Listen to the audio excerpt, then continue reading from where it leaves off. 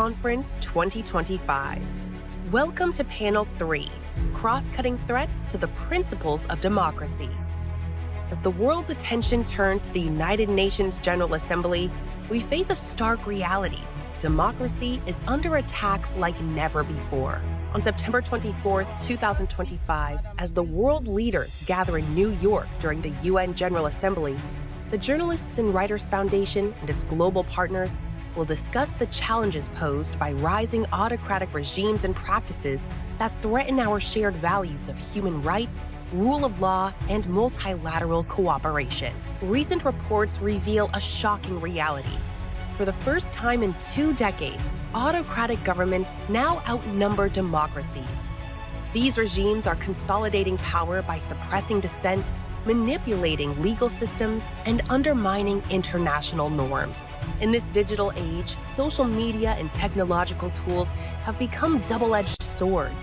While digital tools empower human rights defenders to mobilize support and raise awareness, they are also exploited by authoritarian actors to spread disinformation, manipulate public opinion, and erode trust in mainstream media. This digital manipulation fuels social divisions, weakens social cohesion, and complicates efforts to maintain peace and stability worldwide. Civil society organizations find themselves under increasing pressure, faced with legal restrictions, defamation campaigns, and efforts to silence dissent. These attacks threaten the very fabric of civic space, undermining grassroots efforts vital for democratic resilience. Join us as we explore urgent strategies to counter these threats, strengthening multilateral responses, harnessing the power of digital platforms for good, and defending civil society against repression. Together, we can uphold democratic principles in an increasingly turbulent world.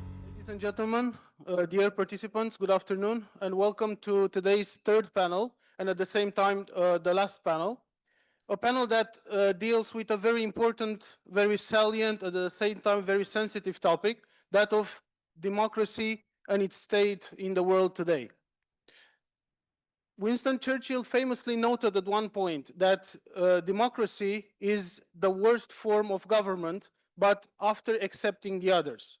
Basically, this has 2 implications. It means that democracy is really the best form of government that humanity has managed to produce throughout its whole history, starting with the antiquity, as we all know. And secondly, it implies that we are well behind and at a big distance and far away from implementing and attaining the principles and the values of democracy worldwide. It's not difficult to see that there are many places around the world, even today, where there is very difficult to talk about values like freedom of speech, like democratic principles, or like human rights.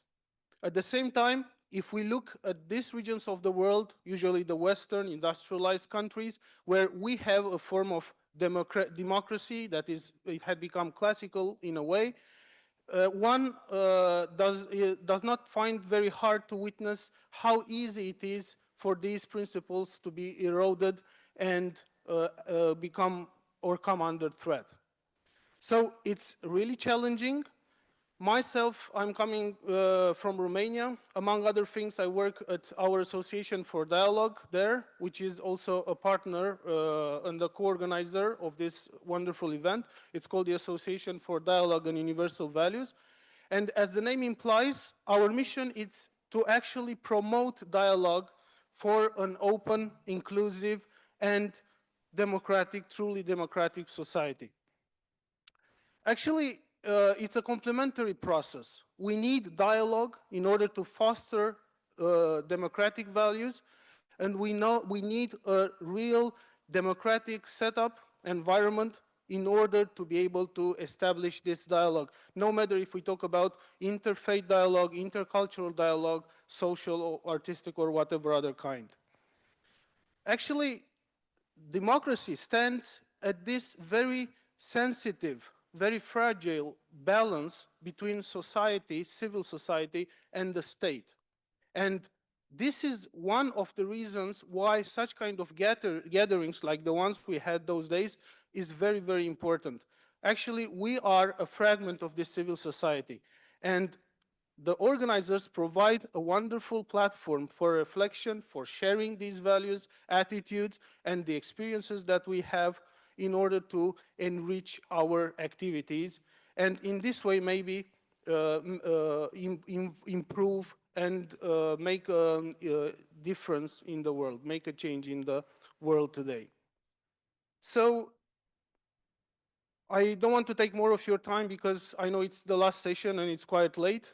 I will just go with the introduction of our moderator. I'm sure that you are very eager to find out from our distinguished speakers their reflections and their insights on this very important matter.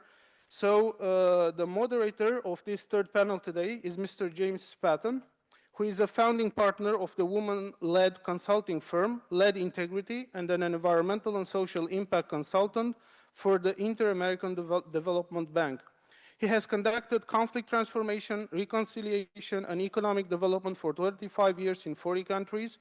Mr. Patton's nonprofit experience includes serving as Deputy Regional Director for Latin America and the Caribbean for the American Friends Service Committee and President and CEO of the International Center for Religions and Diplomacy. He is a lifetime member of the Council on Foreign Relations, Advisory Council member for the Center for Women, Faith and Leadership, faculty advisor at Brigham Young University's Whitley Institution, and senior fellow at the Rumi Forum.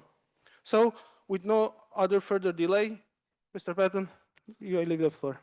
Thank you very much. Thank you all for being here. Good afternoon. I know it's been a long day. We're almost there. You're showing a lot of resilience. Really appreciate you all being here and joining the conversation. As was said, my name is James Patton. I've worked in community-based conflict resolution and development for 25 years in dozens of countries, and actually got to know JWF about 10 years ago, a little more than 10 years ago, when I received funding from JWF for some work with women of faith in community-based reconciliation in Colombia before the Havana peace process. So I'm very grateful to be back with JWF over a decade later and continue that collaboration. A few brief comments. Back in 2010, 2011, I was with the State Department as a Stability Operations Officer, and I was in South Sudan. I was up in northern Bahr al-Ghazal, near Darfur, and my role at the time was to be an election observer. And I was sitting in these little dark buildings in these communities helping people just watch the counting of ballots. Now, this was a time when politicians and civil society members were promoting the idea across what was then southern Sudan that separation from the north was the single best remedy for decades of violence and suffering at the hands of what is now Sudan, the people in the north. But as we counted the ballots, and 99% of the ballots went for independence during the independence referendum, every time a community member came across a ballot for unity to stay with the North, there was this great celebration. And I found that completely incongruous. I was trying to understand why, you are all saying it's a terrible thing, we have to separate. And they said, yes, but every time we find a vote for unity, it proves that this process has been free and fair. And they knew that that was essential to demonstrate to the world that this brand new democracy, the youngest country in the world, was legitimate.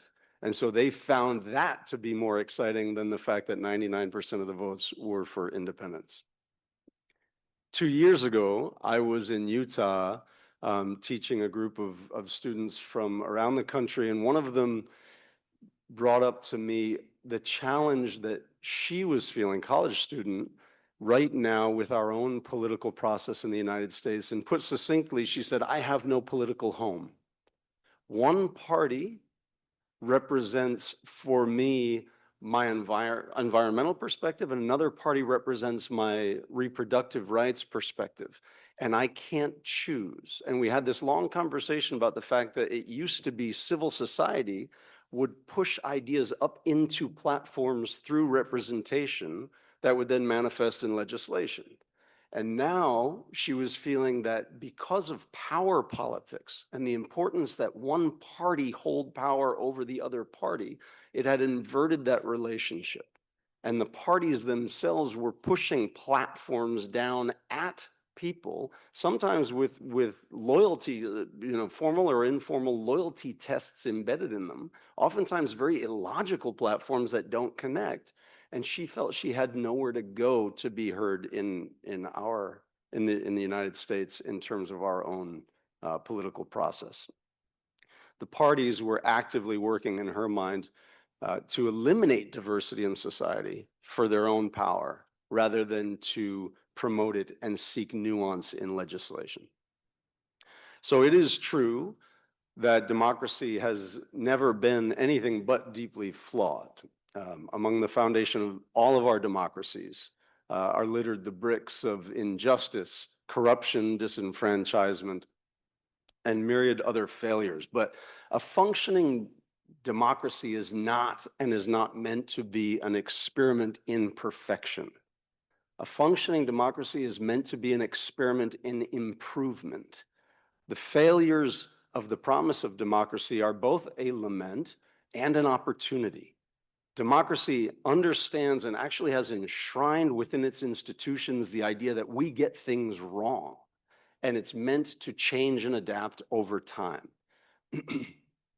It illuminates a practical hope that we can have difficult dialogues that will guide us from the inevitable conflict of living in human society across difference towards more fair institutions and structures and social relationships that are better for more people, rather than deteriorating into absolutism, authoritarianism, and unfortunately, in some of my work, exclusivist and oppositional bloodshed. Now, in 2022, Freedom House described democracy as a governing system based on the will and consent of the governed, institutions that are accountable to all citizens, adherence to the rule of law, and respect for human rights. So accountability, rule of law, human rights, and consent, which are all principles that emerge in all definitions of democracy, including within the United Nations system. The institutions of democracy, as well as those core ideals that uphold them, are at present groaning under polarization. I don't think that's really in any debate. Perhaps the most nuanced measure of global democracy is produced by a group called VDEM Institute at the University of Gothenburg, and it applies around 600 attributes of democracy. And I'll spare you, read the report. It's really, it's informative and also startling, but some of the highlights include the fact that 72% of the population of the world now lives in autocracies, which is the highest since 1978. And the average levels of democracy for global citizens has retreated to 1985 levels, which is before the end of the Cold War. So that's where we are. Those who are given power, including through democratic process, are seduced by the temptation to erode controls on their power. And I don't mean this as any kind of partisan attack or a moral judgment. This is inherent to the human condition, right? But I mean it in very practical terms with respect to the careful architecture that surrounds democratic institutions, which acknowledges and responds to this temptation by insulating popular governance against power consolidation, corruption, and other abuses. But when people lose faith that their system of governance can help them, they either turn from those institutions, like the young lady in Utah, or they seek to take them over and rebuild them in their own image, not to preserve and protect a participatory and pluralist system, but to preserve their own policy and values priorities at the cost of others. Democracy needs preservation, and it needs constant repair to defend against our all too human inclination to take and retain power, but also to maintain the basic trust of the citizens who participatory government is meant to represent. So with that in mind, I'm going to turn to our esteemed panelists with the hope of unearthing not only a deeper understanding of the current challenges of the moment, but some concrete recommendations, I hope, for corrective pathways forward. I'm going to avoid long introductions. You have biographies in some of the materials that you received. I was trying to preempt the order of the speakers, but I got put back in my place, so I will go in the order that's in the book. And it is to you, the Honorable Chief Justice Chris Kourakis from the Supreme Court of South Australia, who I will turn first. And just to highlight a few things, Justice, you were appointed to the Supreme Court of South Australia in 2008 and then appointed as Chief Justice in 2012. And I know you also previously served as the chair of the National Judicial Council of Australia. Courts, particularly independent courts and particularly courts that can support the transparency and accountability of other governance members, are essential to democracy. So I look forward to hearing your thoughts on it. Thank you, sir. Thank you, Gary. Pass that.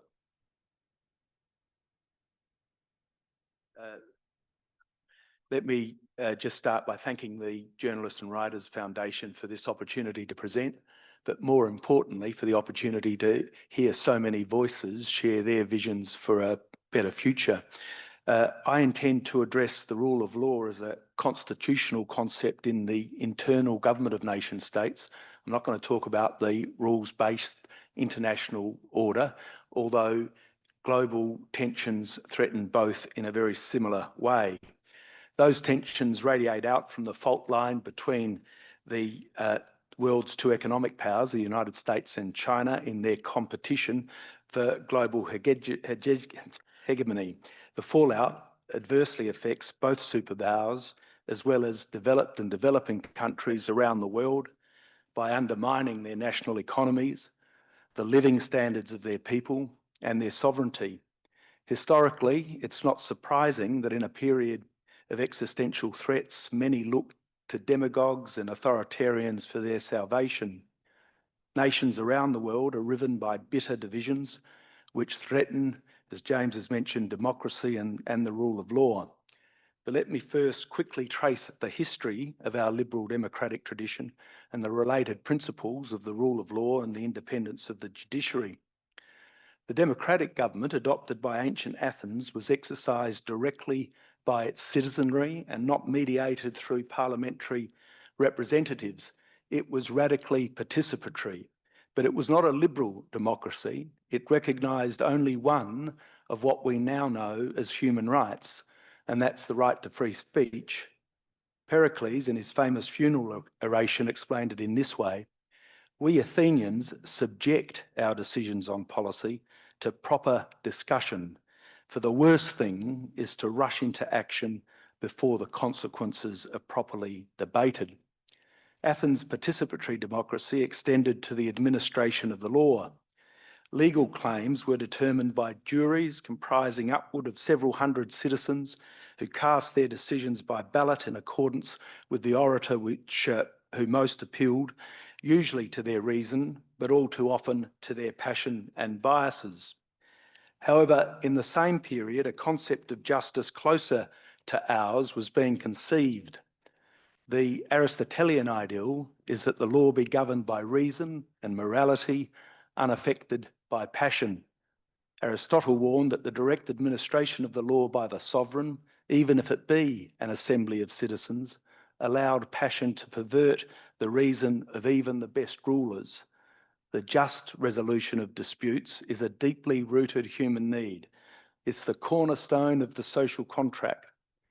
The Aristotelian ideal has been passed down through religious precepts and philosophical thought. Think of the fourth beatitude: "Blessed are those who hunger and thirst for justice, for they shall be filled." And Leviticus: "Do not pervert justice, do not show partiality to the poor or favoritism to the great," commands which still find voice in judicial oaths to this day. However, the constitutional adoption of the Aristotelian ideal was many centuries in the making. The 17th century was an era of great turmoil in England. James II was crowned in 1865, but was deeply unpopular by 1868.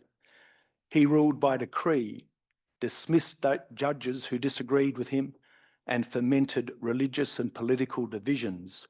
All this in a period of shifting European alliances.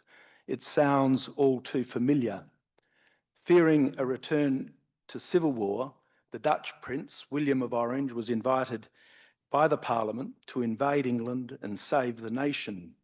He ruled in collaboration with the Parliament in a way which laid the foundation for what has become the Westminster form of democratic and constitutional monarchy.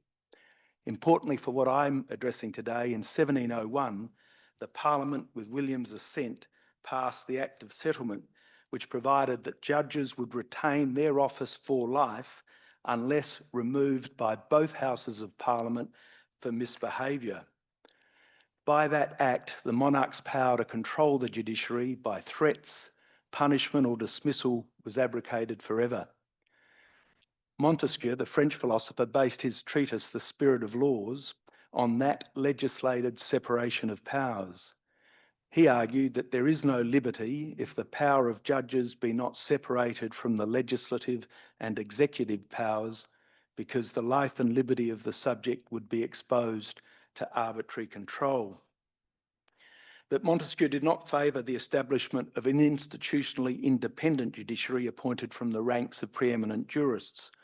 To this day, the inquisitorial courts of civil law jurisdictions comprise university graduates trained to be judges and not lawyers, organised like other departments of state with promotion and leadership positions of short tenure decided by the executive government, features which make those courts more vulnerable to executive interference, a trend which has emerged more strongly in Europe since 2010, including the Polish muzzle law of 2019. Judges remain in prison to this day as a result of repressive measures taken in Turkey since 2016, all civil law jurisdictions.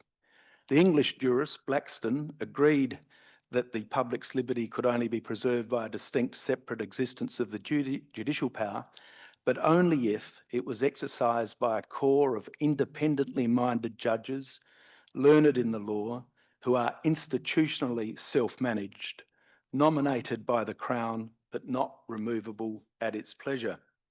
Blackstone's view was undoubtedly influenced by the historical fact that the English common law was developed by judges who studied judicial precedents and applied them coherently, whereas on the other hand, the civil law jurisdictions courts administered legislated codes.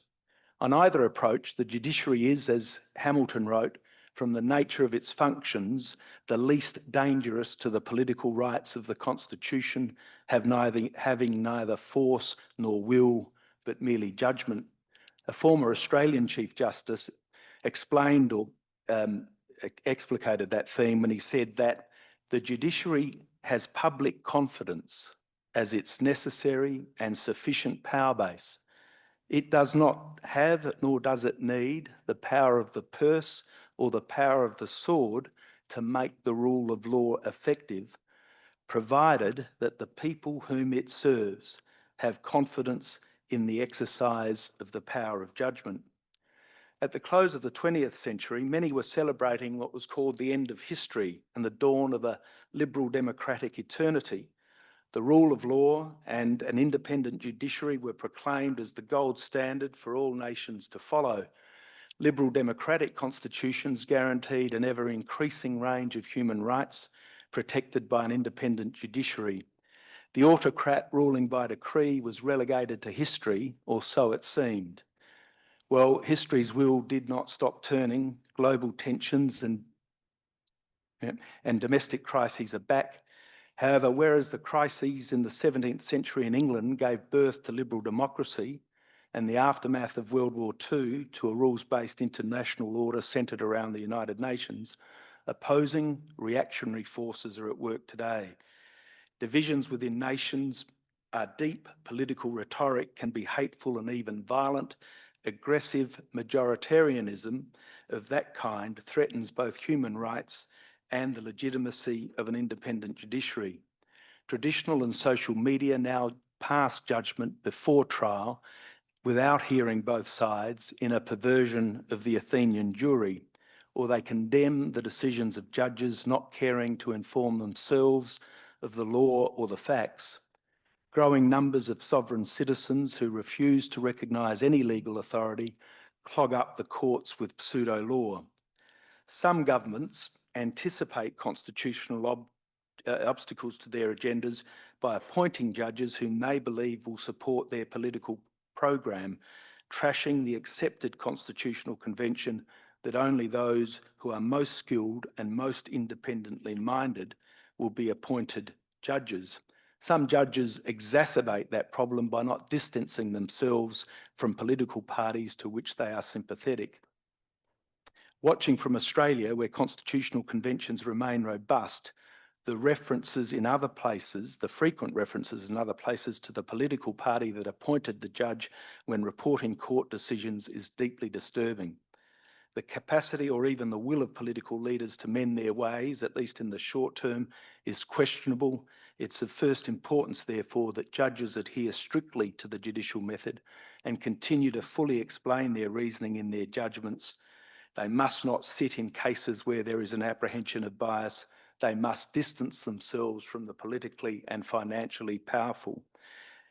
They must model respectful behaviour which recognises the equal human dignity of all people. Most importantly, the judiciary and the legal profession must show themselves to be servants of the public by substantially expanding timely and cost-effective access to courts so that wrongs are remedied. If the courts don't satisfy the public's thirst for justice, then the public will see no value in the independence of the legal system and have no reason to defend it when it is threatened by powerful interests. But let me finish by making it clear that I remain, despite the gathering clouds, deeply optimistic that good people standing firm will prevail over authoritarianism.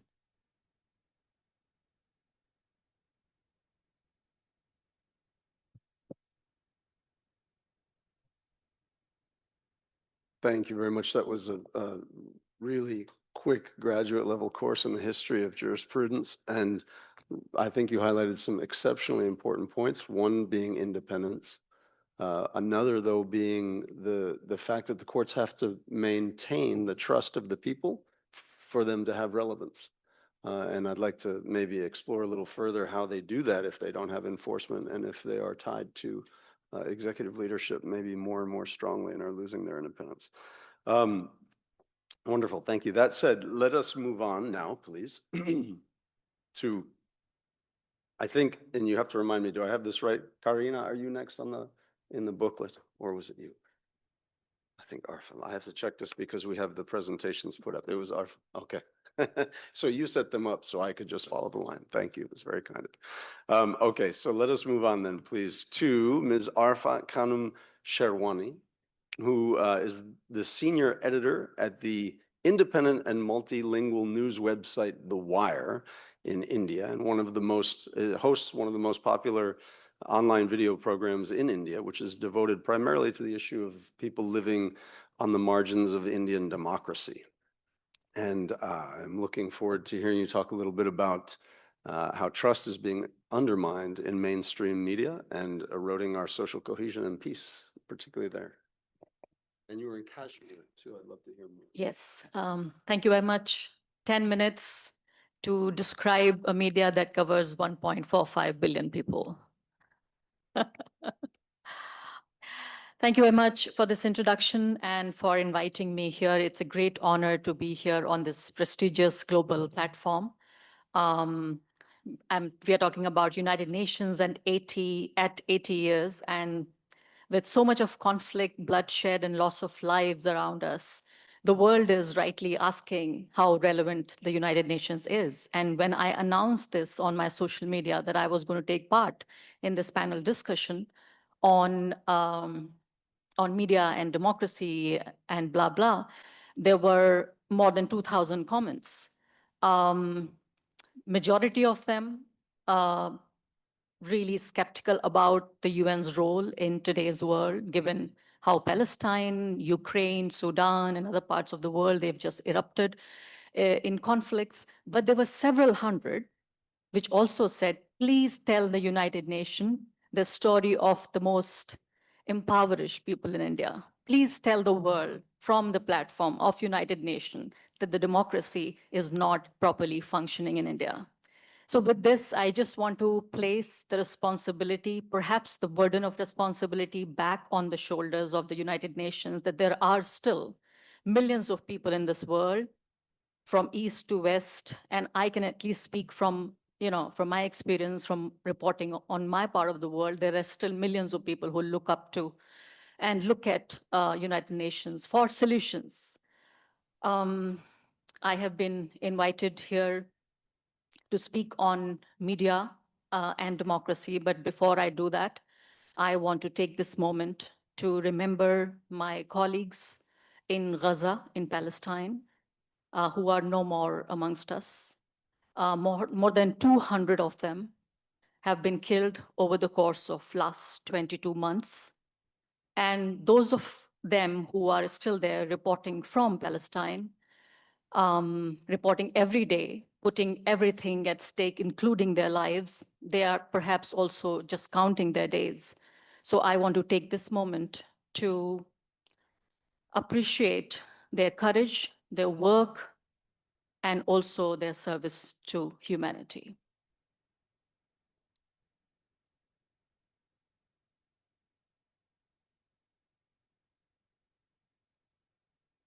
Now, as I said, with 1.45 billion people, we are now the largest, most populous country on earth. And I feel like the battle of democracy is being fought in India.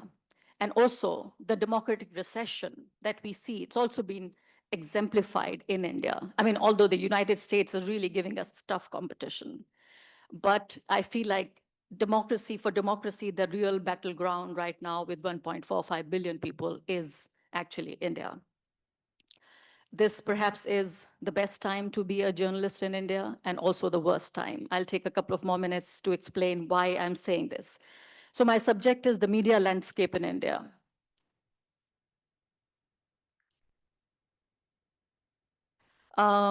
We have about 140,000 registered newspapers and periodicals. We have 22,000 daily publications. India's media scene is as vast as it is varied. It is a place where stories are told in 189 languages and dialects. If you talk about television, there are more than 900 channels in total, and 350 of those are dedicated to just news, many broadcasting around the clock. And there is a projection which says by 2026, India will be the world's 5th largest media market, both in print and broadcast media.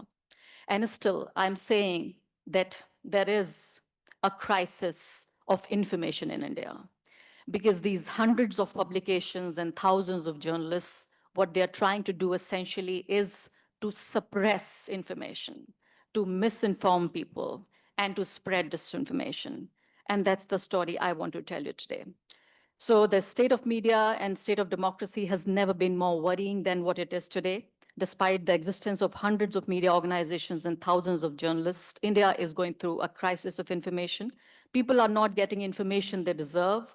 And there are two sides to this media. One is a pro-establishment media, which I would say more than 95% of journalists right now. And then there is, on the other side, there is a progressive free media.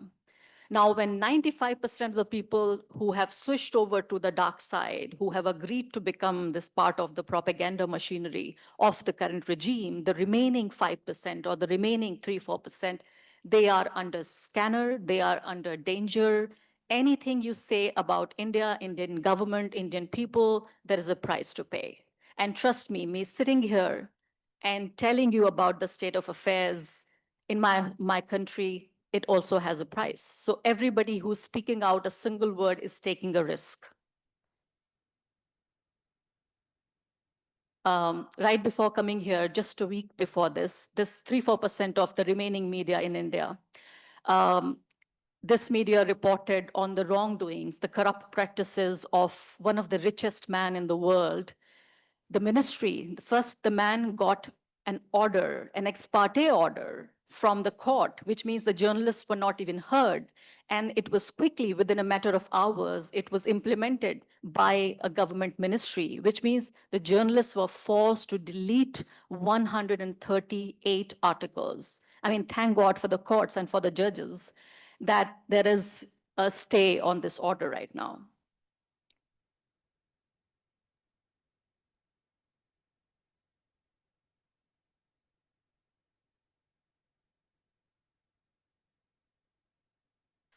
There are two short videos I want you to see, and then I will explain to you about these videos.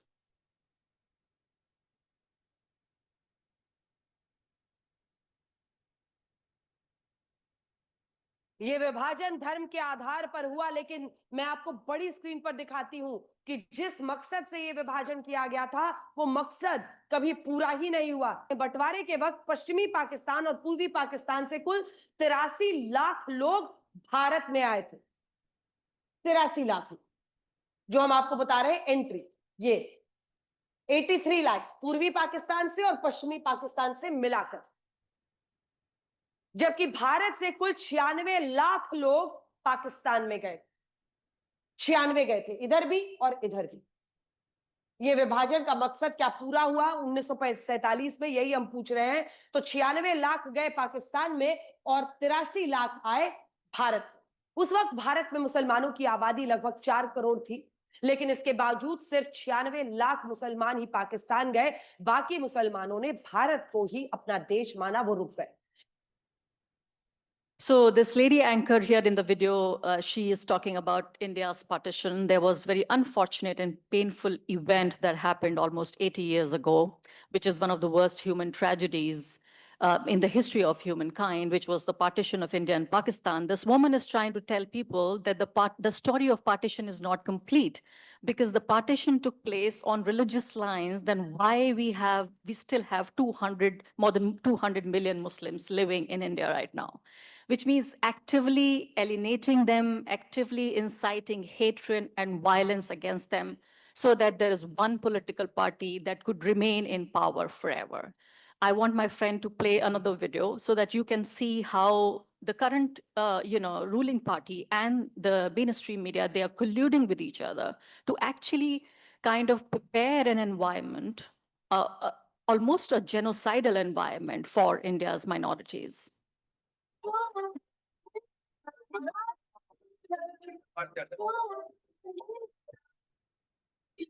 Passengers for flight.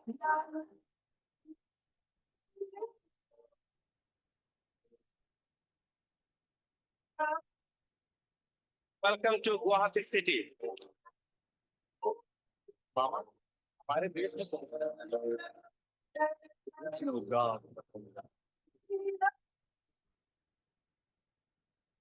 So this video is from the BJP's Assam state Twitter handle. It is an official Twitter handle by this ruling party, which rules the northeastern state of Assam. And this video, as you can see for yourself, it says that if you do not continue to vote for the BJP, then Assam is going to look like this. In the state of Assam, we have the most number of Muslims living. Every third Assamese is actually a Muslim. So this is actually an open call for violence and hatred against the Muslims. So you saw a media clip, and then you saw the ruling party. So I'm just trying to say here is that by inciting violence and hatred, what they're trying to do is they're trying to protect Mr. Modi and this current government from answering questions, from accountability, because if you continue to hate a segment of people, you do not need any accountability.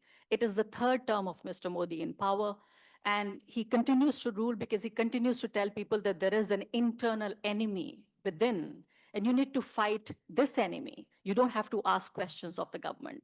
I'm just going to take 30 more seconds, the grace 30 seconds.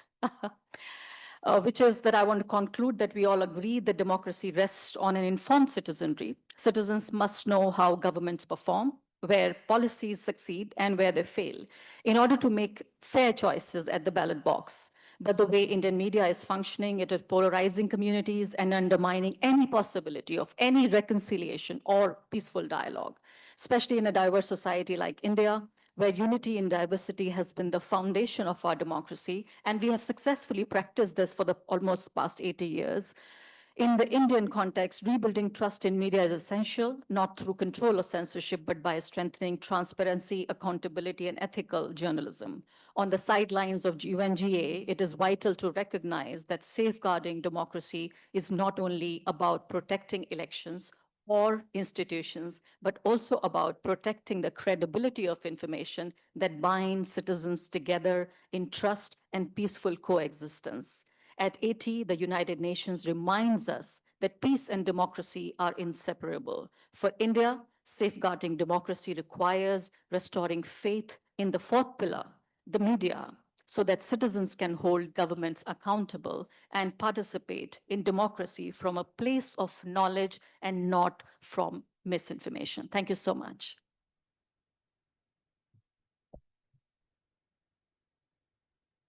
Thank you so much, Arfa. We have so many things we can pursue, and I'm sure we have a couple more thoughts on the media, so we'll dig into some of these things. But number one, grateful for the acknowledgement that journalists are among the first, together with human rights advocates, to be targeted in conflict spaces or in the lead up to conflict spaces. In some ways, canaries in the coal mine, sadly. And the increasing attack on journalism, I think, is a really a big red flag for us in terms of peace and stability.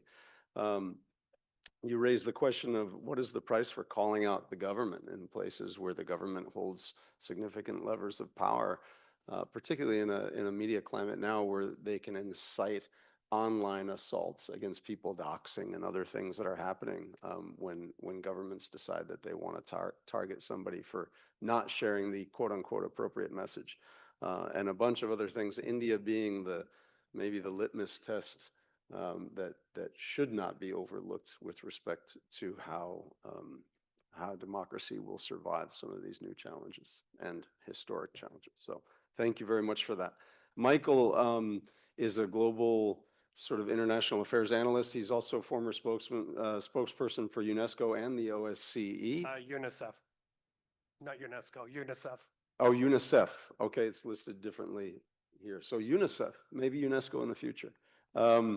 And he's a widely consulted journalist on issues of media diplomacy and humanitarian aid. And I know that the UNICEF work you did also was in the Palestinian territories. So I'm sure that you have lots to share with us with respect to that. And will talk to us a little bit about how the multilateral space is responding to autocratic rise, particularly important within the UN context. Thanks, Michael. Thank you. Thank you for that introduction, and thank you to the organizers for having me. Full disclosure, if I sound a bit scatterbrained, it's been a long day. I've already done 2 interviews, one at CBS and one at CNN. Normally I'm based in Odessa, Ukraine, which, as you know, is in a war zone right now. And just a few minutes ago, the air raid sirens went off in Odessa region. It's probably the 5th one today. And the reason I mention this is because whenever they go off, and right now it's just past 10 p.m. there, children are woken from their sleep. If they're not sleeping and they're in school, classes stop, they're rushed to bomb shelters. Imagine the disruption, the PTSD people get after so many air raid sirens every day. During the work days, when the alarms go off, McDonald's closes, banks closes, government office closes. So I just thought I'd mention that. And I'm very pleased to talk about this topic, although I have to admit, after being at the UNGA side events for the past 2 days, and a lot of it, by the way, was about Gaza and the occupied Palestinian territories, I feel like ripping up my script and just ad-libbing it, which I am going to do a little bit. So I am a Canadian citizen, and this is my first time into the United States since Trump 2.0. And I got to say a couple of things, because we are talking about democracies and autocrats and would-be autocrats, is that when I came in on Saturday, it's the first time ever, and I used to live in a Canadian-US border town on Vancouver Island. It's the first time ever that I felt so anxious. And I've crossed a lot of borders in my lifetime, some pretty dodgy borders. And I never thought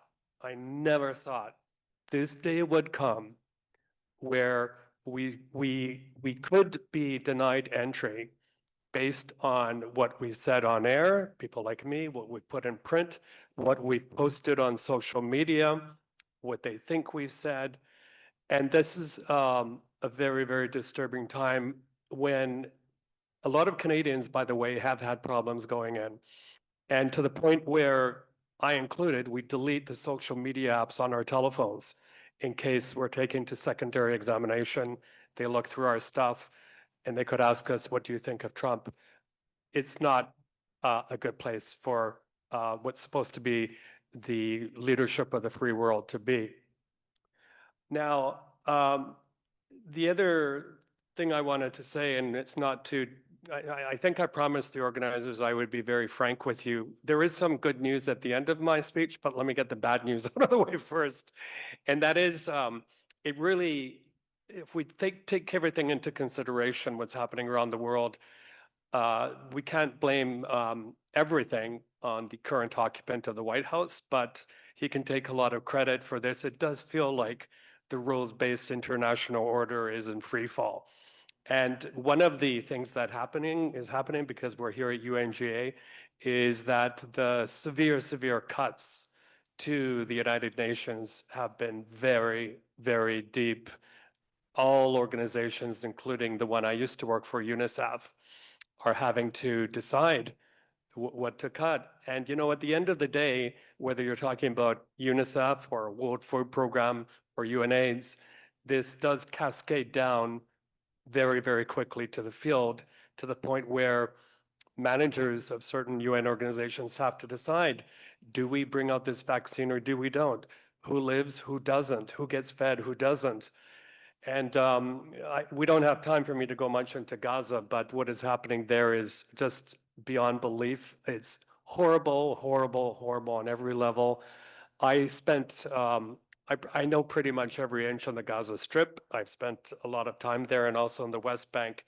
And when I hear of this man-made starvation, famine, genocide, you can call it whatever you want, but that's what's happening. It just brings me back to the faces of young kids that we used to work with there. It's very, very difficult to watch. And, you know, I'm often asked on air, so Michael, do you think now that the European Union and European allies have stepped up to end the war in Ukraine, do you think they'll be able to? And I replied, well, they have a man-made famine happening on their doorstep in Gaza, and either they're unwilling or unable to end it. So that's all everyone needs to know.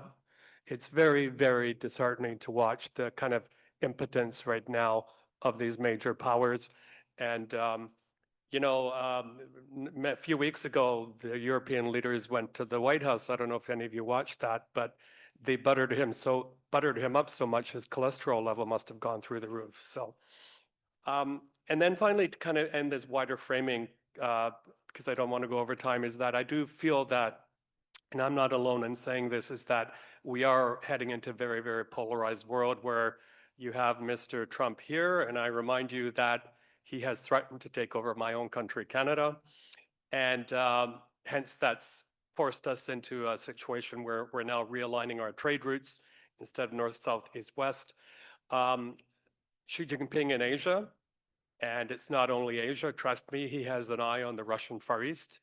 And then, of course, Mr. Putin in Central Europe and on that one, you know, we now are in a very, very unenviable situation where what were formerly red lines are now dotted lines or ambiguous lines. And what I mean by that, just look what happened recently in Poland with Russian drones incursion, what happened recently in Estonia.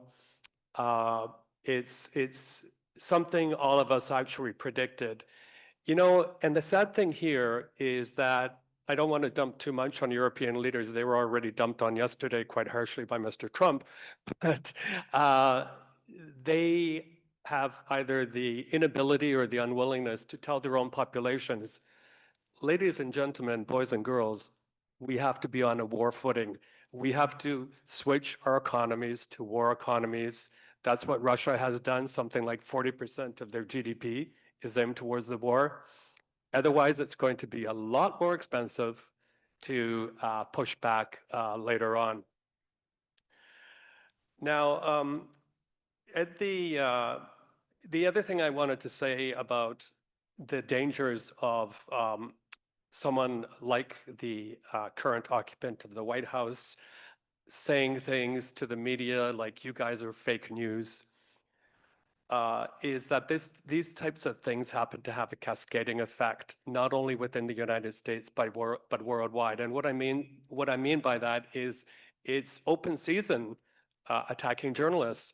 And I don't mean by shooting them as is done in some states, but in terms of inviting the tech bros, for example, who are part of his circle now, to launch court cases against journalists or media outlets they don't like. It opens the door for ordinary people, his MAGA base, to intimidate journalists. Just look what he says at some of his rallies. It opens the way for copycat attacks, including by autocrats who admire him. And whether that's creating very, very difficult laws that make it impossible for journalists to operate, to just threatening them. And also, what's happening right now is very worrisome in terms of the restrictions on coverage, whether it's for the Oval Office or the Pentagon. And also what's worrisome are some of the legal costs that Mr. Trump has launched against a publication I've written for the New York Times, 1 billion or 1.5 billion.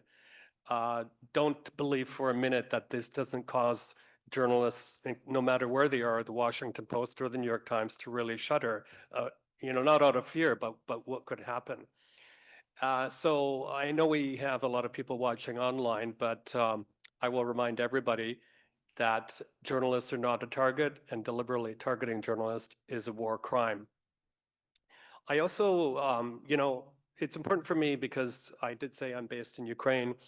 There are also democratically elected leaders. There are leaders that are very much lionized by the foreign media, like Mr. Zelensky, who are also using tools to corral the media or control them. And the top of mind example of this, if you want to know, is as soon as the war started, Mr. Zelensky said, okay, all of the main government-friendly TV channels, you're all part of what is called a 24/7 telemarathon. I'll be speaking, by the way, on this tomorrow in Ottawa. But basically what it is, 24/7 TV show with all the different outlets. It's very patriotic. No one dares criticize the government. And it also has Mr. Zelensky featured quite prominently.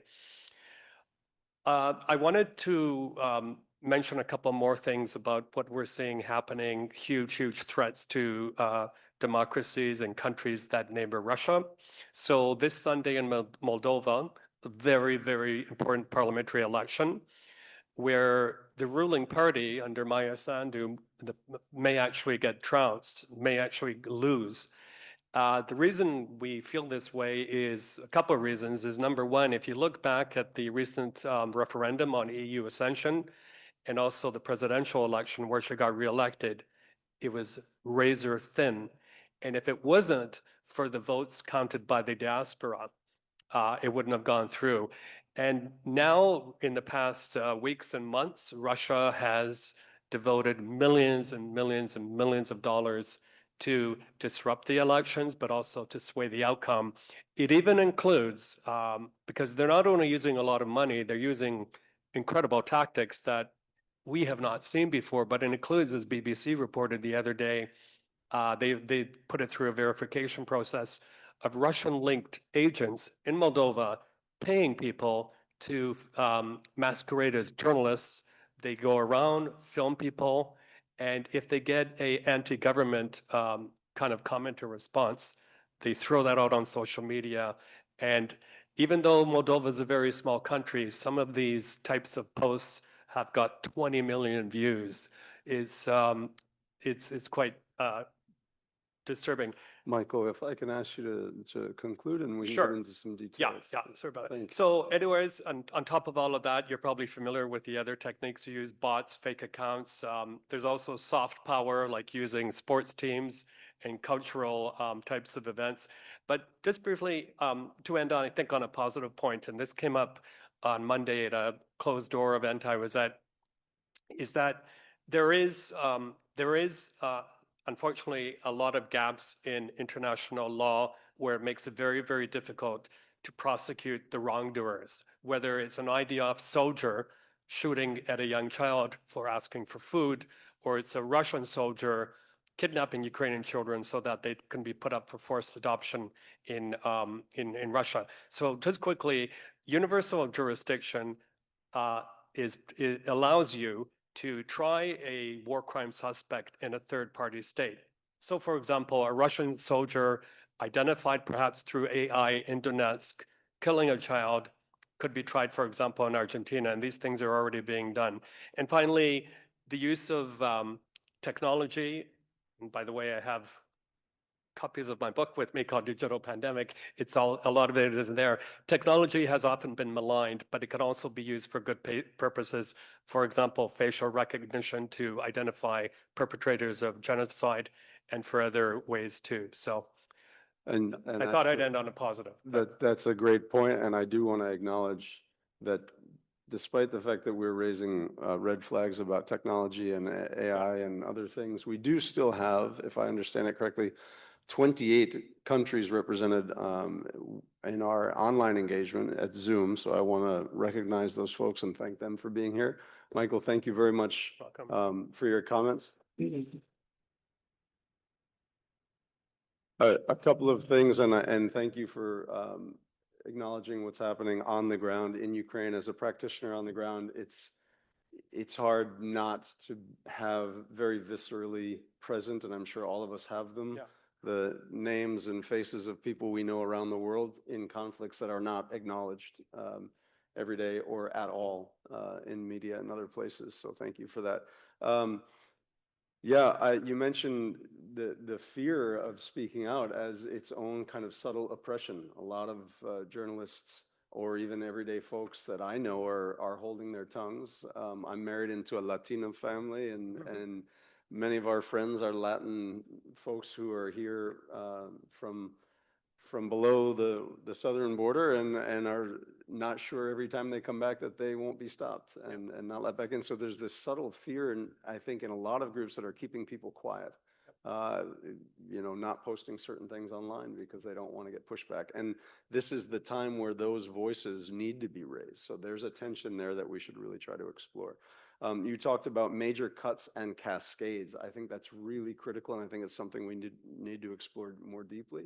As an alum of USAID's Conflict Management and Mitigation Office, the fact that we have now eviscerated foreign aid, and here in the United Nations system we're watching a lot of it as well, has left lots of people around the world who don't have a voice and who have desperate need without any recourse. And who will fill that gap? As you said, the Europeans are being pushed into arming up. So their money that might have gone to that is now going either the NATO countries or just countries that are worried about their own defense are arming up. So lots of things to explore. Thank you very much for the provocative comments. Now I'd like to turn to Dr.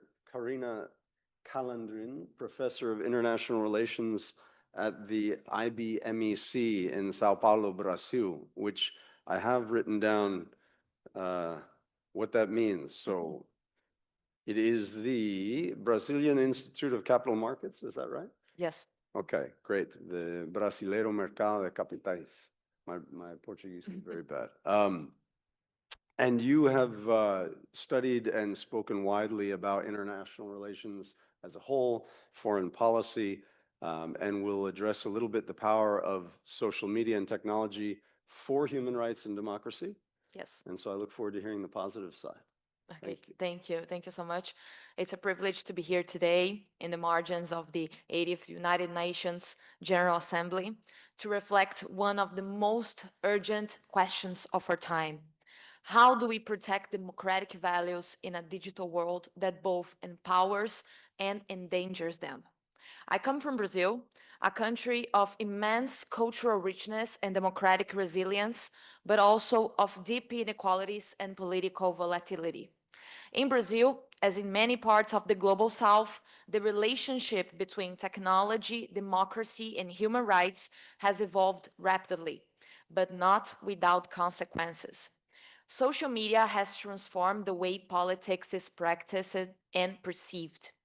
It has given voice to historically silenced groups, such as indigenous activists denouncing illegal mining in protected lands, women organizing against gender violence, and young Black leaders challenging institutional racism. And yet, the same platforms have been weaponized to spread lies, full polarization, and incite attacks on democratic institutions. In the 2018 and 2022 elections, Brazil became a global laboratory for political disinformation. A report published by Havas and the Institute for Technology and Society of Rio de Janeiro found that 62% of the most viral political images sent on WhatsApp in Brazil during the 4 weeks leading up to the 2018 election contain false or misleading information. In 2022, similar patterns reemerged, only faster, more coordinated, and often harder to trace. The attacks on Brazil democratic institutions on January 8, 2023, when thousands of radicalized individuals invaded the presidential palace, the Supreme Court, and Congress, did not come out of nowhere. It was the culmination of years of digital radicalization, coordinated in Telegram groups, amplified by influencers on YouTube and TikTok, and legitimized by elected officials. It was much like the January 6th insurrection in the United States. Brazil's January 8th was an algorithmic insurrection, organized not through secret meetings but public posts, live streams, and viral memes. This convergence of technological infrastructure and authoritarian narrative reveals a central contradiction of our time. The same digital tools that connects us can also tear us apart. What happened in Brazil is not unique. It's part of a global and deeply alarming trend in which democratic backsliding increasingly operates through digital infrastructure. Facebook, X, YouTube, and TikTok profit from attention, regardless of whether that attention is democratic or destructive. Their algorithms optimize for engagement, which often means outrage and fear, the very emotional conditions that autocracies exploit. We have a lot of examples from Hungary to Israel, from Philippines to the US. These examples are not isolated crises. They form the coherent authoritarian playbook in which digital tools are not only communication channels, but mechanisms of power consolidation. Without coordinated action, we risk entering an era where formally democratic regimes with elections and constitutions operate as digitally enabled authoritarian systems, in which consent is manufactured, dissent is discredited, and citizens are gradually transformed into followers, not participants. Let me give you another example from Brazil. In many rural areas, WhatsApp is the only source of news. Entire communities receive political content, often false, emotional, and unchecked, through chains forwarded by friends and relatives. This creates information bubbles resistant to fact-checking and dialogue. Why this matters for democracy? Democracy is not just about voting. It's about shared truth, mutual recognition, and legitimate disagreement. When public debate is hijacked by disinformation, when social trust collapses, when the idea of the people is split into enemies and allies, democracy begins to rot from within. In Brazil, recent polls have shown that over 40% of the population distrusts the electoral system, despite its international recognition for security and transparency. The erosion of trust is not the result of facts, but of narratives strategically constructed and emotionally amplified online. We cannot ignore the complicity of major platforms in this process. Despite years of warnings, companies like Meta, Google, and X have delayed responses to election-related disinformation, underfunded content moderation in non-English languages, and refused transparency about how algorithms influence public opinion. In Brazil, civil society organizations like SaferNet, Internet Lab, and Democracia em Cheque have demanded accountability. But changes remains slow because the incentive structures of these platforms prioritize engagement over safety and profit over democracy. We must insist free speech is not a license to destroy the very foundations of democratic life. So what we can do? Neither censorship nor naive optimist will suffice. We need action on at least 3 levels. First one, regulation. Governments must create legal frameworks that ensure platform accountability, especially during elections. But these regulations must be grounded in human rights, not political revenge. Second, digital education.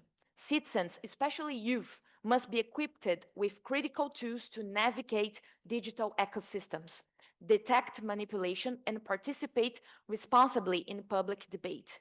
And third, global coordination.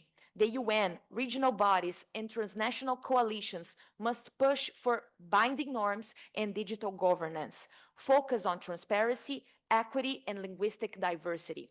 We must also support independent journalism, protect whistleblowers, and strengthen civic institutions. Technology alone cannot save democracy, but without democratic oversight, technology can destroy it. Let me end with a note of hope. The future of democracy will not be decided only in parliaments or courtrooms. It will be decided in feeds, threads, and group chats, where millions of people learn, decide, and act every day. We must reclaim these spaces, not through fear, but through collective imagination. Democracy is not only about protecting institutions, it's about preserving dignity, fostering empathy, and building trust, even in disagreement. And in that effort, we all have a role to play as scholars, educators, policymakers, platform designers, and citizens of a shared, fragile world. Thank you.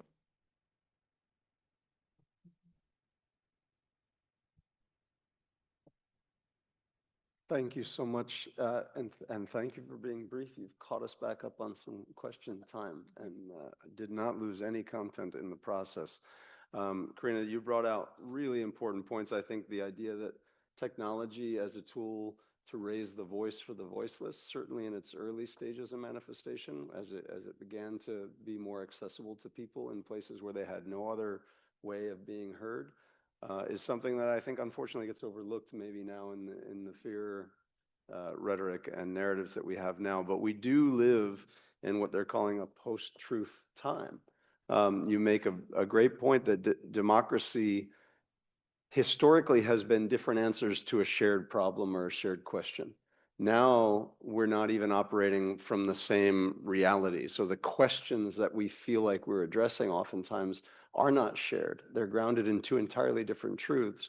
So it makes it very hard to have dialogue across difference when that difference includes your very sense of actually what's happening and the description of what's happening. It's no longer just about solutions.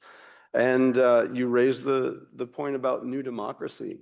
Maybe the failure or the crumbling of institutions with all of this new infrastructure behind it is something we should be concerned about, but it's also a great opportunity for those of us like the people in this room to think, well, then what can we do with the new tools to build something stronger for the future?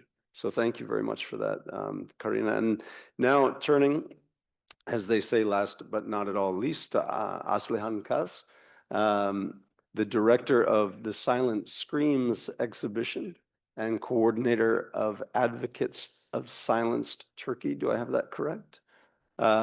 You have been working on human rights advocacy. You're an educator, an award-winning filmmaker based in New Jersey, across the river. And serve as the board member of Advocates of Silence Turkey and director of this traveling exhibition called Silent Screams, which I think we're all very, very curious about hearing about. And you will talk to us a little bit about what's happening in Turkey and documenting some of the civil society repression there. Thank you. Thank you. Good afternoon, dear colleagues and fellow advocates. It's an honor to be here today. Microphone, okay. Is better right now? Okay. It's an honor to be here today. I would like to thank the Journalists and Writers Foundation for inviting me to the SDGs 2025 conference. Today, in your presence, I would like to state how civil society is put under pressure, laws are manipulated against the civil and activists, how human rights advocates are attacked for speaking the ultimate truth. These struggles are not the burden of one country alone. They are a global pattern, a systematic trend that reaches beyond the borders.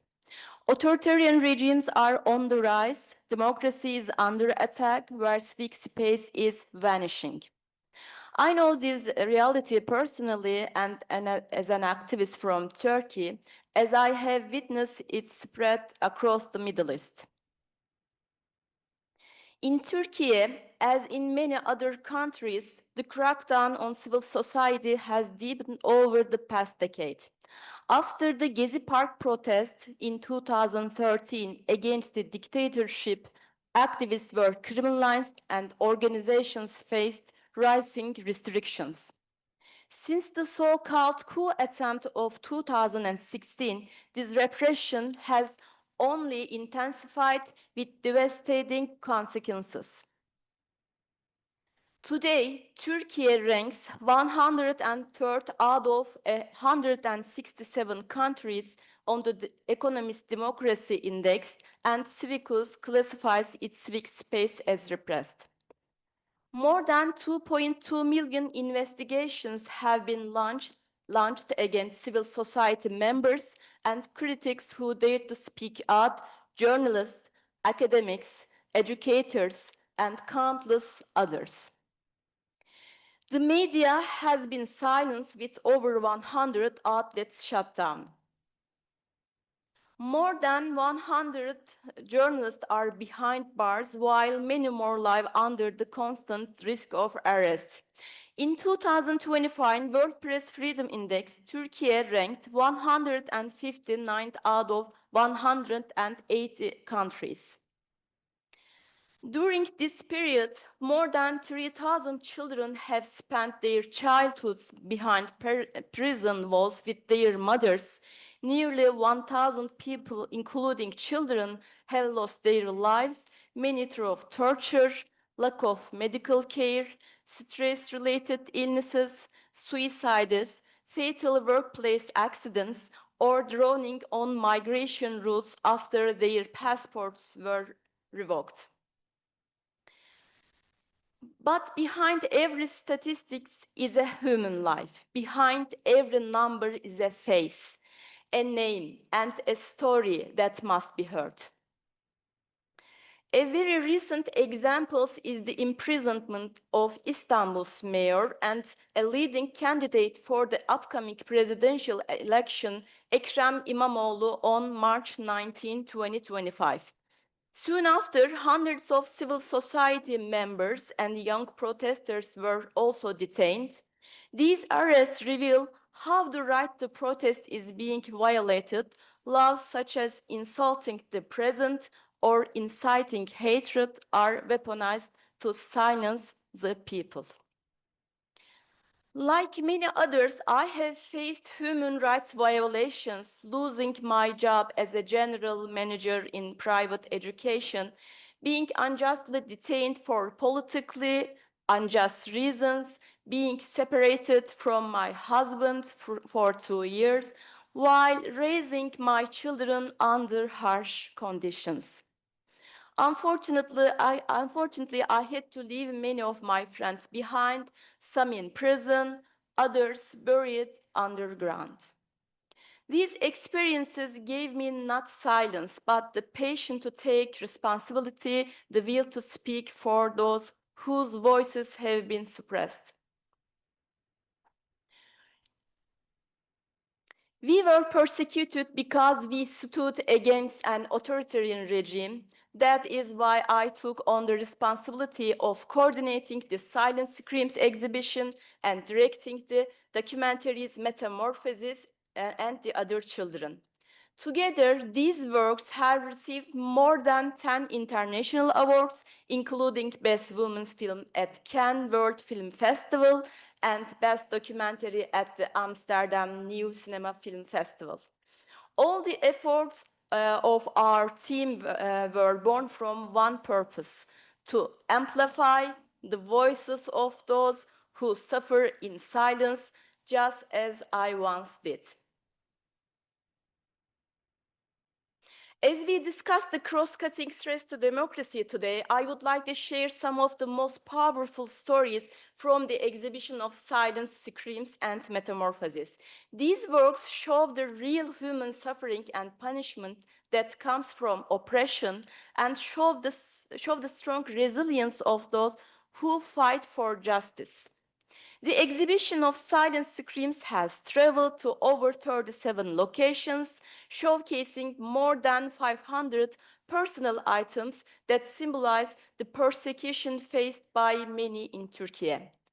In this exhibition, we brought together hundreds of memories from persecuted and marginalized people of all ethnic identities, beliefs, and ideological views, especially Kurds, members of the Hizmet movement, women, children, journalists, and activists. I'd like to share some examples from the exhibition. The story of journalist Mehmet Baransu.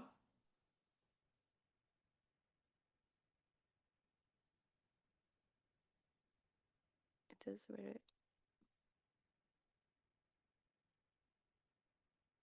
I'm sorry. Okay. The story of journalist Mehmet Baransu. Mehmet Baransu was arrested just for his journalistic activities and given 17 years in prison. In this exhibition, we displayed the radio that he was allowed to use for only 1 week, for it was taken away in prison, symbolizing the ongoing lack of freedom and expression. Ali İsmail Korkmaz letter and photographs. Ali İsmail Korkmaz, a young Alevi man from a religious minority community in Turkey, was killed by a police officer during the Gezi Park protests for exercising his right to protest. His courage to stand up against injustice is remembered by his photographs and his handwritten letter called "Every regime ultimately breeds the rebellion bound to oppose it."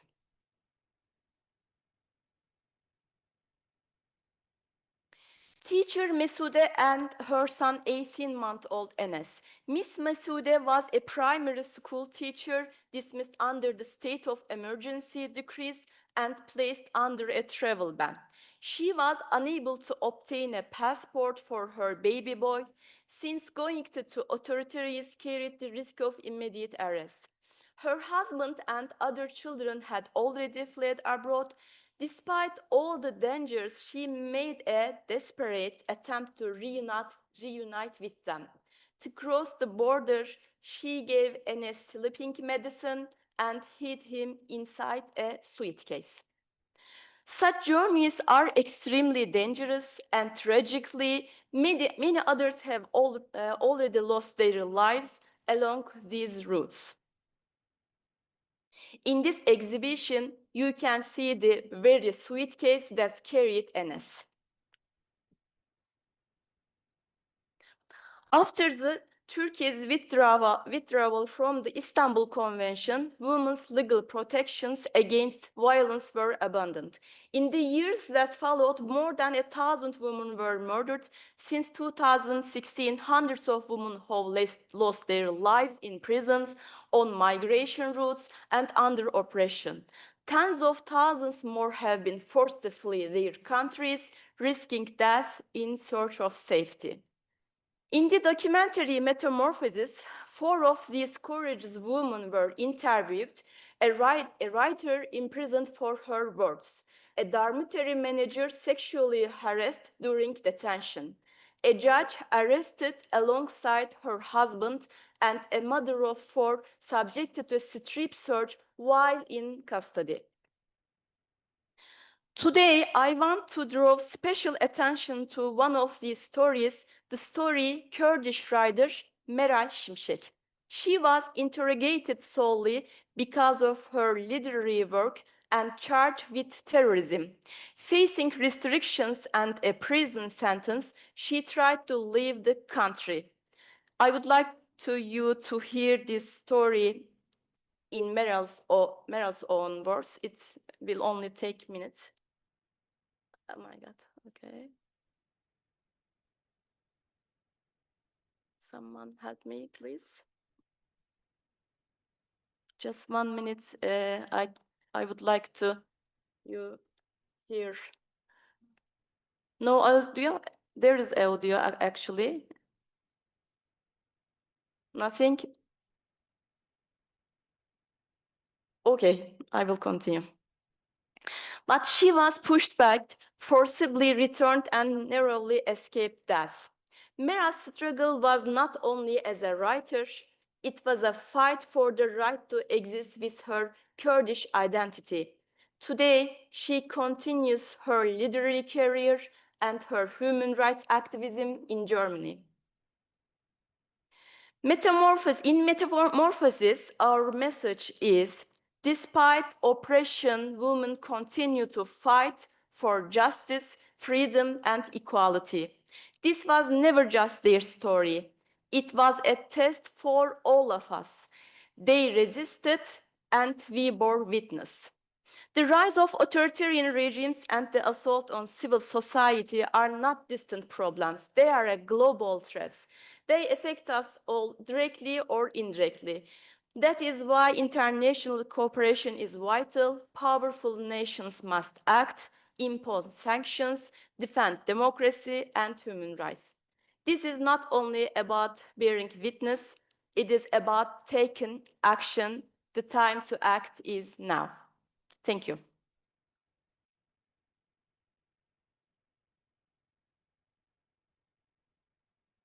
Thank you so much. I think that the key takeaway, and I think it's really critical, is we talk a lot about the big ideas. We talk a lot about the big voices who are controlling the narrative, but there's a real hunger to know the stories of people and exactly how they live, the specifics of being heard, not being heard, suffering oppression, finding ways out.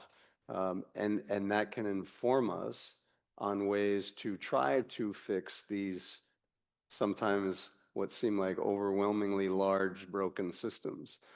So the fact that you are able to not only survive your own experiences, but then bring the stories of others to these big public fora and have such a great response to these stories, I think is indicative that even though sometimes it seems overwhelmingly large, we're not alone. Lots of people want to know and want to participate. And in fact, back, I think, to one of Karina's points, there are new systems and technologies for democracy that are just waiting to be explored by people so we can rebuild where we see things breaking. So thank you so much for that. Thank you. It's been a great conversation. I know we still have lots of folks online. We have a few minutes for questions. We've raised a couple of really critical, I think, broad themes around democracy. To highlight some of them, one is about voice, equal voice. Is everyone feeling like they can be heard and affect a system? And are elections enough, frankly? And if not, what then? Equality before the law. Is the law independent? Is it representing all people regardless of who they are, where they're from, what they look like? Will they be held equally accountable, and will they have their rights equally protected? Freedom of conscience. Are people free to come to their own conclusions and express them without fear of retribution? And of course, we talked a lot now about information, and I think within information is the question of education and being able to discern truth, quote unquote, and I'll use a lowercase t for truth because I acknowledge there are not a lot of hard truths. Truths shift and change, but knowing what's really going on. And I'm a father of younger kids, and I watch how they use social media, a lot of which eludes me, but at the same time, I recognize just the overwhelming wealth of potential truths out there. And just my own reflection on this, it used to be that authoritarians felt controlling at people's access to information was the best way to control their minds. And now it seems like it's just flooding people with too much information, so folks just don't know what to believe anymore. And how do you operate within a democracy as an informed citizen, making informed choices if you have no clue what the actual bedrock truths are that you're trying to operate around? So thank you all very much. It's been a great conversation. Let me start with one question off of from the crowd that's on Zoom, and thank you for that. It's a little bit about, I mean, the question, there are a bunch of questions that kind of cross over, but I think one of the big issues here is in the developing world, and how do we maintain standards of democracy in the developing world where democracy maybe is just emerging and is helping to be structured by the histories of the experience of democratic countries that have existed for a while? When those countries themselves and the international actors with power from big developed democracies maybe are not protecting democracy in their own space, how do they then help promote the growth and establishment of democracies abroad as we've been witnessing the decline of democracy and the rise of authoritarianism? And this is an open-ended question to whomever or all of you. Maybe start on this side.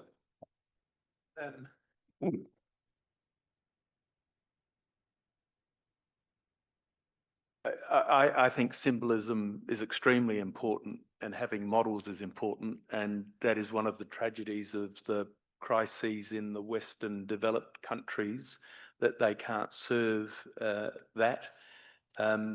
We did a tour yesterday around the Statue of Liberty.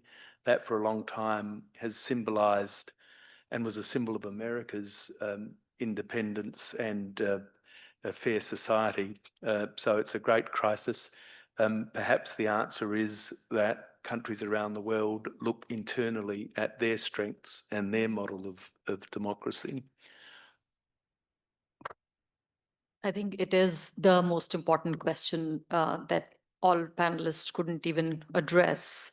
And since I come from that part of the world where we are struggling with the challenges of democracy and how the way democracy has impacted and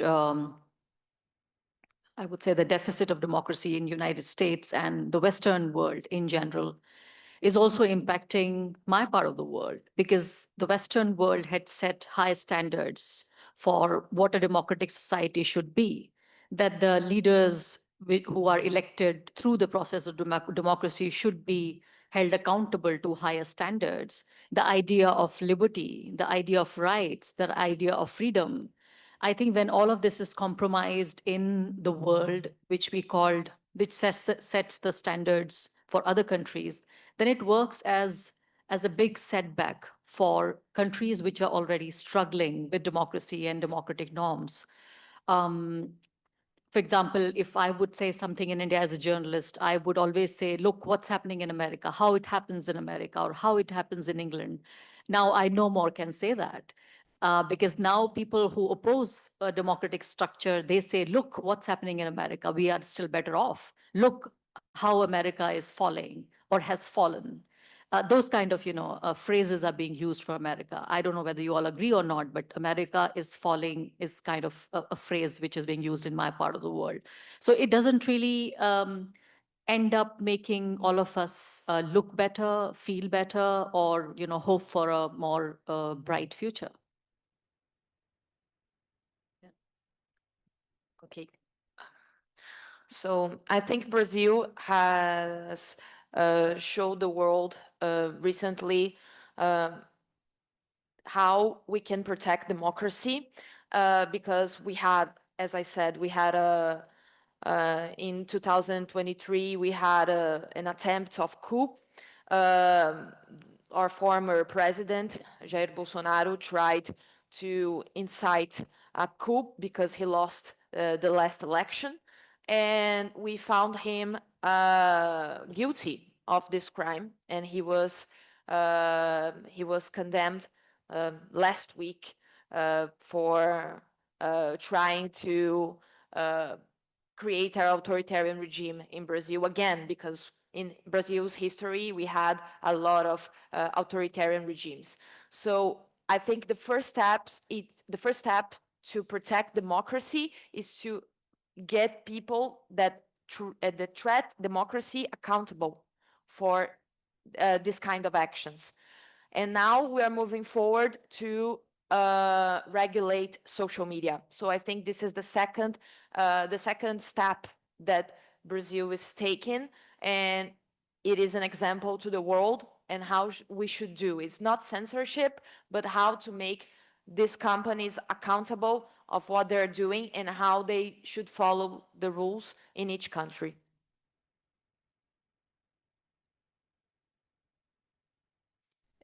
I will say only one thing. The press must be free, and developed countries should support making this a reality. Very quickly, I'll go back to a talking point I made earlier, is every time, whether it's Donald Trump or somebody else calls the media fake news, we have to push back in the media community. We have to say, how dare you? How dare you say that? Because it incites bad things for media people. And then one more thing quickly, I am very concerned about this incestuous closeness that's forming between the so-called tech bros, the heads of Google, Facebook, and other platforms, and the Oval Office, and also their investments into iconic newspapers, for example, the Washington Post, that have already been, or LA Times has been affected, many, many others. Look at what's happening to the talk shows here right now. So it's something that people have to stand up. I don't know if it will make a big difference. I hope so, but it's a very, very worrying trend. So we have time for maybe a couple of questions from the audience. There was a young lady in a white hijab sitting there who I saw you raise your hand for every other session and were not called on. I think the camera was in the way from the moderator. So I want to give you the opportunity to speak first if you have something now you have nothing. Well, you can address some issues from the prior sessions. Is there anyone else, sir, on the aisle right there? Thank you very much. I would like to pose this question. Chief Justice, you concluded by saying that good people can stand up against authoritarians. And I think good people, in many instances, like to rely on the law, but there is a distinction between the rule of law and the rule by law. Authoritarians kind of manage to make the laws that suit their purposes, and so rule by law, but not rule of law. How do you get around that? And how do you get around the problem of people who get very frustrated even when they stand up and protest, the protests are just ignored?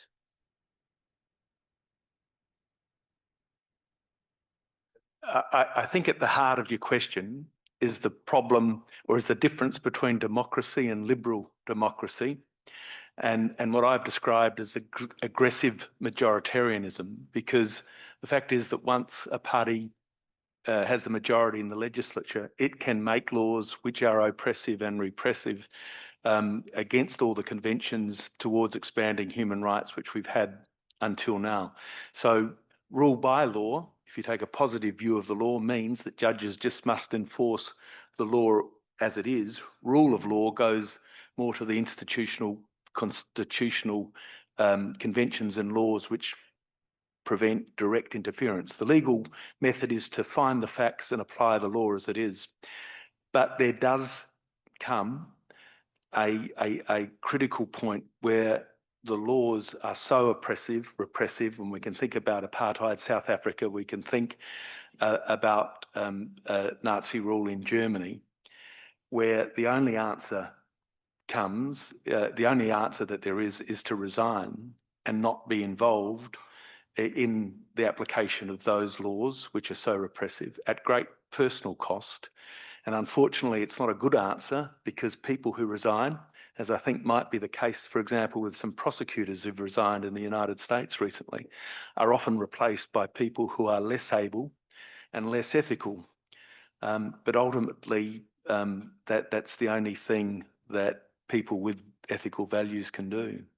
For your existing judges, the way they can take a stand is ultimately resignation, and your prosecutors. But the other questions are largely political. And I think that Michael was actually, you were going to speak on the ability of multilateral agreements and arrangements to bring pressure on countries. Unfortunately, it seems to me that's failing for the reasons that there is no longer a beacon of democracy and liberal democracy. But Michael and Arfa might have something to say about those things more than I can say. Yeah, I mean, if we look at, for example, whether it's the EU or the organization I used to work for, Organization for Security Cooperation in Europe, 57 member states, then they all have to vote similarly for anything to happen by consensus, or especially right now, NATO. It's a bit of a depressing scene, because as I said earlier about the situation we're in there right now, where it seems there are no solid red lines, there are only dotted red lines or ambiguous red lines. And these are the types of environments where autocrats and bad actors thrive. This is what they do. Is when they see an opportunity, they probe and they probe and they probe. And this is exactly what's happening with Vladimir Putin, and probing further into Poland, into airspace of other countries. And there was even a drone incursion into airspace in Amsterdam the other day. Not sure if that came from the Russians, but it's a very unsettled situation, because I'll keep this short, but the whole idea of NATO is to have deterrence. And if Mr. Putin and people like him don't understand that if he's going to do something like this, put drones over Poland, no matter what their excuse is, and it's not met with a firm response, he will do it again and again and again. So that's why I tried to indicate in my address there, I veered a little bit off topic, is that we're in a very dangerous situation right now. And for example, if the worst were to happen and Putin were to go further into Europe, I'm not so sure anymore, I hate to say this, that Article 5 would be invoked. And this morning, we heard from a retired US general who said, you know what? Chances are the US would not even participate in Article 5 if something very dire were to happen from Russia. So we are seeing these breakups in these multilateral institutions. I'll end on this. When I was spokesperson for UNICEF in occupied Palestinian territory, and then globally for a short time. And there used to be a time when a child was on a school bus or whatever, and they wore that iconic UNICEF backpack. It was not only a bag for them to carry their school materials with them. They felt protection. They felt like it was a shield, and that no longer exists when you're a child in a conflict zone, and UNICEF or the other UN agencies that operate in Gaza can do very, very little to protect them, even their schools.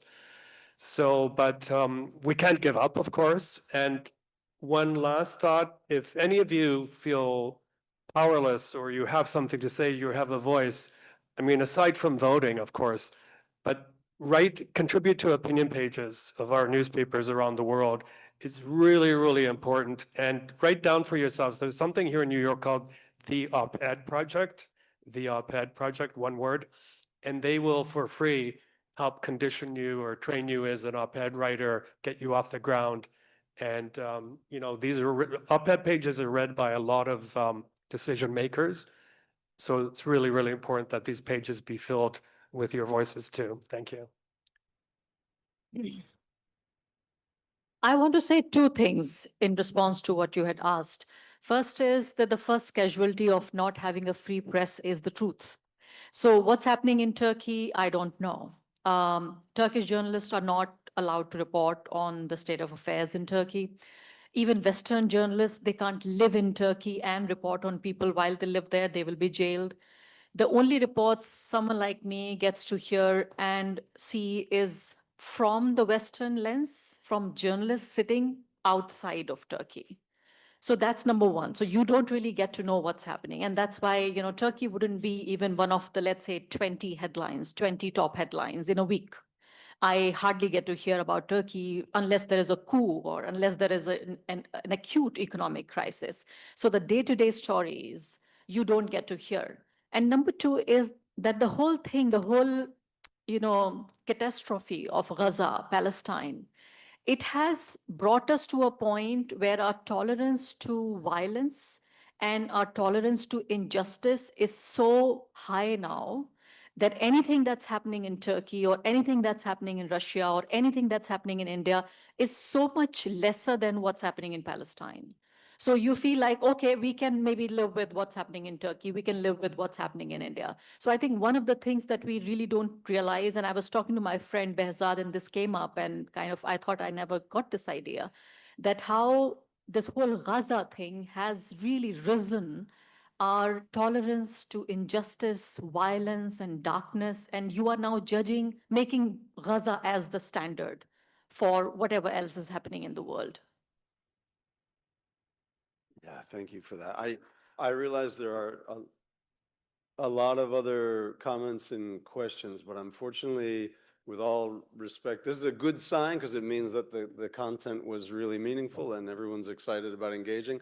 I'm going to have to invite all those things to happen offline right now because we have run out of time, and I apologize to my esteemed panelists. Thank you.